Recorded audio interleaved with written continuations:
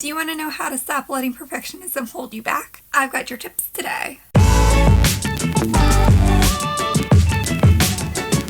Hi, I'm Mallory Grimste. I'm a teen therapist and I love making mental health videos. A lot of the teenagers who I work with struggle with perfectionism. And if you're not sure what that is, it's the idea that not only do things have to be complete, they have to be done well, perfectly well. As in, no room for mistakes, no room for improvement. It's the best of the best. Are you a perfectionist? You may believe that if you're going to do something, you might as well do it well, which is not a bad belief system to hold, but if it's getting in your way and you find yourself not able to start or finish things, then perfectionism is not working for you.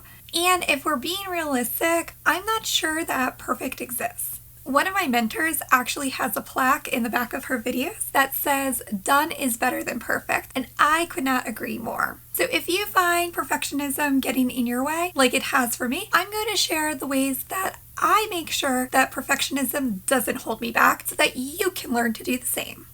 Learning to practice self-compassion is hugely important if perfectionism is something that gets in your way. Self-compassion is the practice of being kind to yourself when you're a human being. Human beings have flaws, they make mistakes, and they're not supposed to know everything and do everything right the first time. Being judgmental or critical of yourself to the point where you can't even do anything about it can actually keep you stuck. It limits how far you can go. Some ways that you can practice self-compassion is imagine that you have a friend dealing with a situation that you're in. What would you say to them? And then say it to yourself. Repeating positive affirmations and reminding yourself that I may not be perfect and I'm working to improve this area can be hugely beneficial as well. Now, this next strategy is a little controversial, but it's super effective. One of the reasons that perfectionism holds us back is that you have this irrational belief that if it's not done perfectly, if you make a mistake, then that's it. It's over.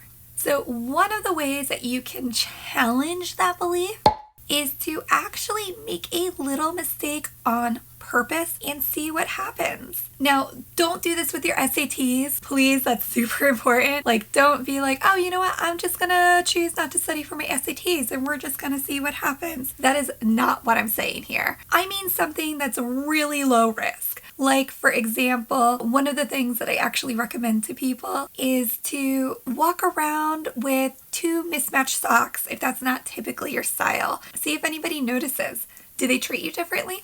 If you're ready for something a little more risky, but not devastating, going to a public place, whether that's the school library, your local coffee shop, it could even be on the school bus, wherever. And when you're there, start to listen to music on your phone with your headphones in. But here's the key. Forget to plug your headphones in all the way. That way, it can look like you made the mistake of playing music on your phone without fully plugging in your headphones.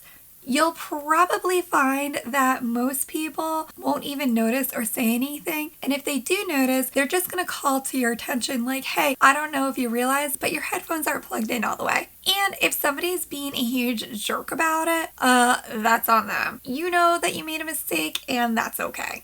This next tip is a favorite of mine, and that is to ask the focusing question. If you're not familiar, there's a book called The One Thing. It's a book all about improving your productivity. It's a little nerdy, so if you're nerdy and you want to know like the science and why it works, I highly recommend reading the book. I really enjoyed it, but the concept or the strategies within there are super effective for stopping perfectionism from holding you back. And the focusing question is really motivating for helping you just get started. So what is the focusing question? It's where you consider all the things that you need to do, which can feel really overwhelming, and it's hard to prioritize like where to start, especially when they're all important, like studying for midterms. So what you can do instead is ask yourself this question. What is the one thing that if I get that done will make everything else feel easier and more manageable? And the thing is, it may not actually be a task on your list. For example, sometimes my one thing is just catching up on laundry. I know that when my laundry is clean and put away and I don't have to worry about what shirt am I going to wear, are those pants clean, do I have any socks, it is so much easier to get ready in the morning. And that makes for a really successful day for me. Otherwise, if I'm feeling crunched for time or stressed out because I can't find the shirt that I want to wear, that just sets the tone for the day. And while I can turn it around, it would have made my life so much easier if I just knew that all my laundry was clean and put away. So what is the one thing that you're going to start on now? Put it in the comments below so we can support you. And I will be following up to check in on you. If you found these strategies helpful, I highly encourage you to share this video because you never know who you could be helping in the process. And if you're curious about how seeing a teen therapist can help improve your life in other ways, watch the video on your screen right now. Thanks for watching.